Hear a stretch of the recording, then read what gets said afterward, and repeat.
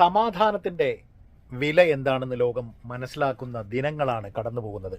അപ്പോൾ നമ്മൾ കാണുന്ന കാഴ്ചകളൊന്നുമല്ല യാഥാർത്ഥ്യങ്ങൾ എന്ന് നമ്മൾ മനസ്സിലാക്കേണ്ടിയിരിക്കുന്നു.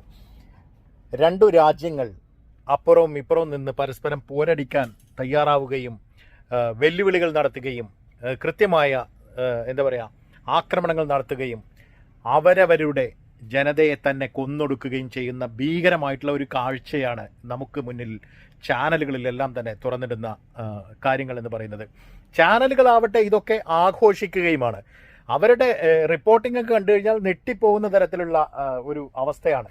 ഇപ്പോൾ ഇറാൻ TV ബ്രോഡ്കാസ്റ്റിംഗ് TVയെ തന്നെ, അല്ലെങ്കിൽ ഇറാന്റെ ഔദ്യോഗിക ടെലിവിഷനെ തന്നെ ആക്രമിച്ച ഇസ്രായേലിന്റെ നടപടി, അതിന് ബദലായിക്കൊണ്ട് ഇനിയിപ്പോൾ ഇറാൻ ഇസ്രായേലിനെ ഭീഷണിപ്പെടുത്തുന്ന ചില രംഗങ്ങൾ, ഈ തരത്തിൽ രാത്രികളിൽ കൃത്യമായ തങ്ങളുടെ ജനതയുടെ മുകളിൽ വലിയ മിസൈലുകളും ബോംബുകളും വർഷിക്കുന്ന പുതിയ തരം യുദ്ധരീതികൾ പുതിയതും പഴയതും ഒന്നുമില്ലല്ലോ അല്ലേ?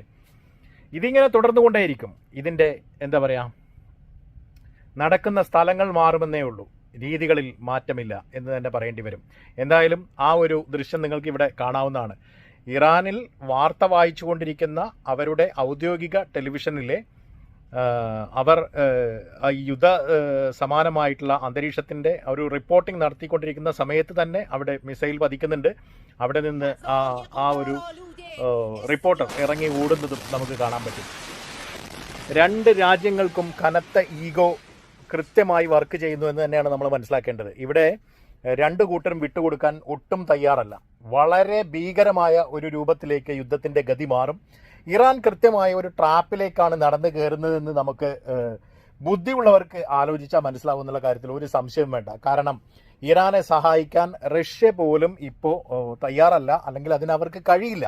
അത്തരത്തിൽ മോസ്കോ വളരെയേറെ ബുദ്ധിമുട്ടുന്ന ഒരു സമയമാണ്. ഉക്രൈൻ യുദ്ധത്തിൽ പെട്ട് ഉഴലുന്ന മോസ്കോ പുടിനെ ഒരുപക്ഷെ ഇറാനെ സഹായിക്കണമെന്ന് ആത്മാർത്ഥമായ ആഗ്രഹമുണ്ടെങ്കിൽ പോലും അതിന് കഴിയാത്ത ഒരവസ്ഥയിലാണുള്ളത്.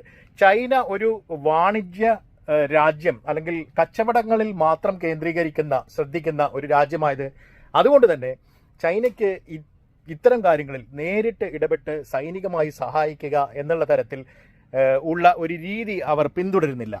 അപ്പോൾ അതുകൊണ്ട് തന്നെ ഒരുപക്ഷെ അവർ ആയുധങ്ങളും മറ്റും നൽകിയേക്കാം. പക്ഷേ അതിനപ്പുറത്തേക്ക് ചൈനയുടെ ഭാഗത്തു നിന്ന് ഒരു സഹായം ഉണ്ടാവാൻ സാധ്യതയില്ല. അപ്പോൾ പ്രധാനപ്പെട്ട ഈ രണ്ട് രാജ്യങ്ങളല്ലാതെ വെറുതെ വാചകമടിക്കുന്ന തുർക്കി ഇറാനെ സഹായിക്കാൻ പോകുന്നില്ല. അപ്പോൾ ഈ തരത്തിലൊക്കെയാണ് കാര്യങ്ങൾ വരുന്നത്. ഇത് വളരെയേറെ ട്രാജിക് ആയിട്ടുള്ള ഒരു സിറ്റുവേഷനിലേക്കാണ് ഇറാൻ